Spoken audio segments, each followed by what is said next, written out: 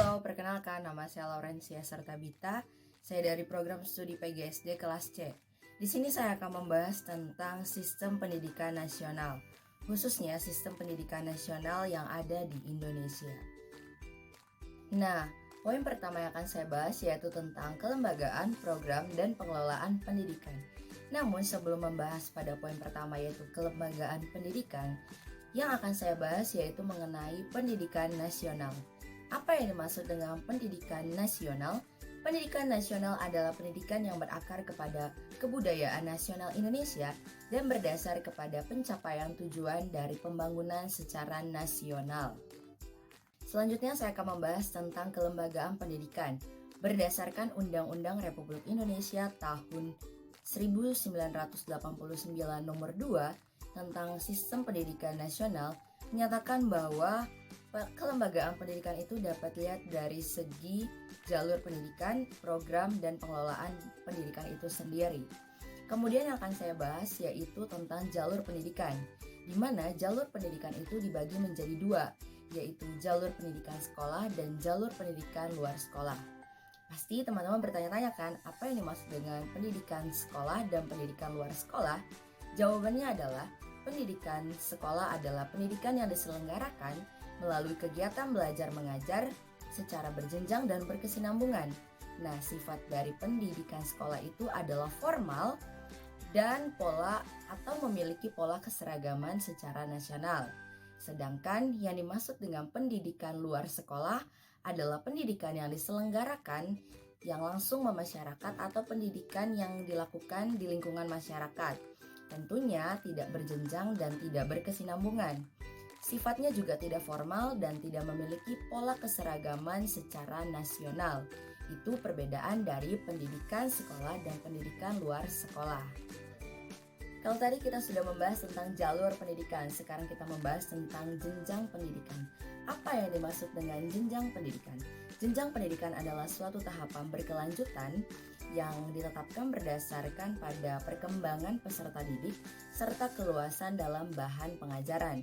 Ini menurut Undang-Undang RI nomor 2 tahun 1989 bab 1 pasal 1 ayat 5. Kemudian jalur pendidikan itu berdasarkan pada jenjang yang terdiri dari pendidikan dasar, pendidikan menengah, dan pendidikan tinggi yang akan kita bahas sekarang ini.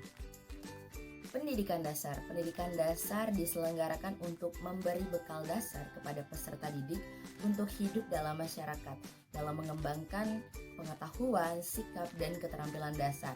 Nah, fungsi dari pendidikan dasar ini adalah mempersiapkan peserta didik untuk mengikuti pendidikan menengah atau yang kita kenal dengan sebutan sekolah menengah pertama.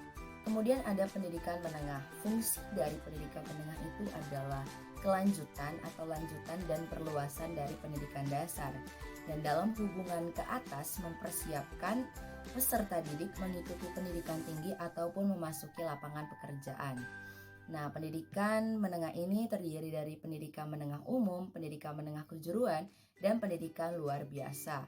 Selanjutnya ada pendidikan tinggi. Pendidikan ini adalah kelanjutan dari pendidikan menengah yang juga mempersiapkan anak didik atau peserta didik ke dunia masyarakat yang lebih luas.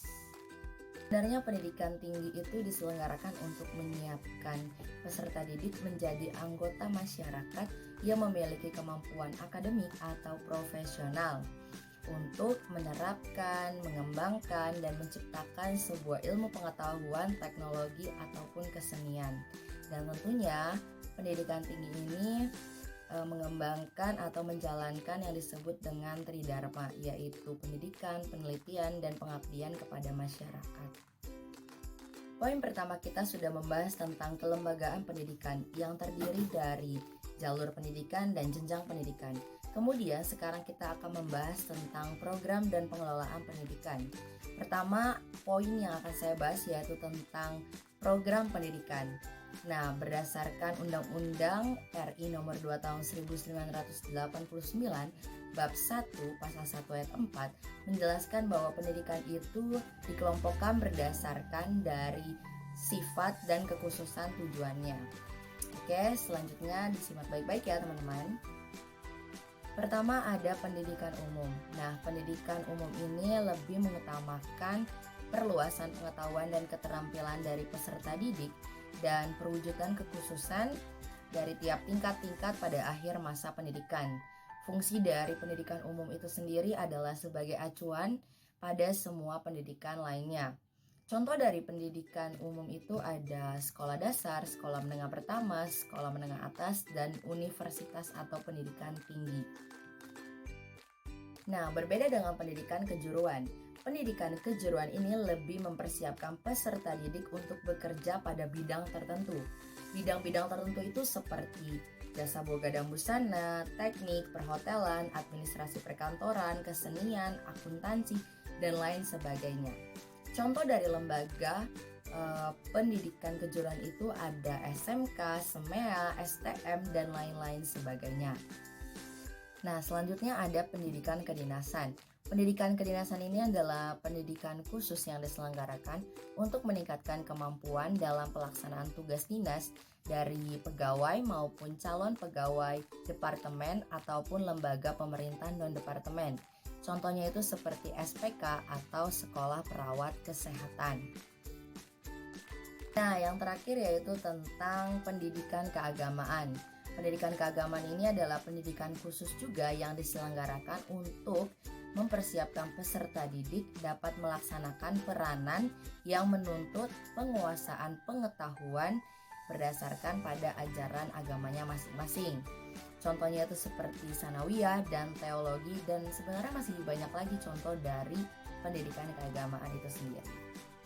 Nah, kalau tadi kita sudah membahas tentang jenis program pendidikan, sekarang kita membahas tentang kurikulum pendidikan nasional. Konsep sistem pendidikan nasional direalisir melalui kurikulum. Kurikulum ini membekali pengetahuan, sikap, keterampilan kepada peserta didik. Bukan hanya itu saja, tetapi kurikulum juga menjadi atau berfungsi sebagai upaya pembentukan sumber daya manusia untuk pembangunan.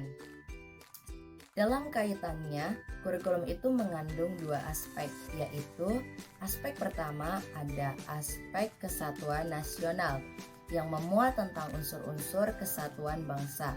Yang kedua ada aspek lokal yang memuat sifat-sifat kekhasan dari daerah, baik yang berupa unsur budaya dan sosial maupun lingkungan alam, yang menghidupkan sifat kebinekaan dan merupakan kekayaan nasional.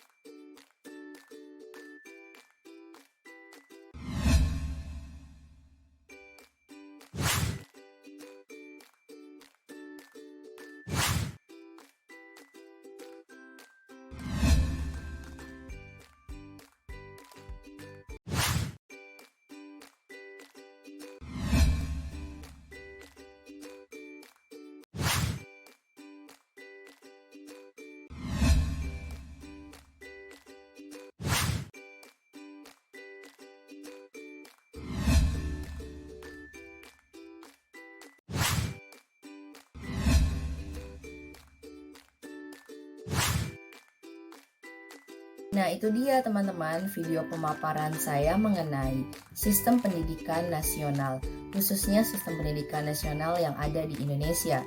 Semoga video ini bermanfaat dan saya ucapkan terima kasih banyak.